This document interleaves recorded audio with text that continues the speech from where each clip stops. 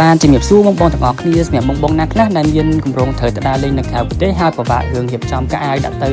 ដាក់ចូលវេលាអត់អស់ចឹងណាបងបងជាពិសេសគឺយើងយកកៅអៅទៅជាប្រភេទកៅអៅល្ងាប៉ោងធំៗគឺដាក់ចូលវេលាបានតែ2 3អាវគឺពេញវេលាមួយបាត់ហើយបងបងដូច្នេះគឺ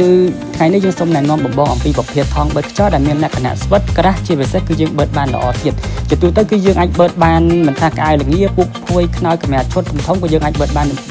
ដូចគ្នាបងបងអាស្រ័យទៅលើការប្រើប្រាស់របស់យើងចឹងណាជាទូទៅគឺយើងអាចបឺតបានស្ដើងជាងធម្មតាដល់75ទៅ80%ដើម្បីបងបងងាយស្រួលដាក់ចូលវ៉ាលីឬក៏បងបងនិយាយបានដាក់ប្រើប្រាស់នៅផ្ទះក៏បានដែរហើយតើតើមួយគុណភាពថង់នេះគឺធានាជូនបងយកទៅប្រើប្រាស់គឺជាអីវ៉ាន់ប្រភេទលេខ1បងដោយសារតែ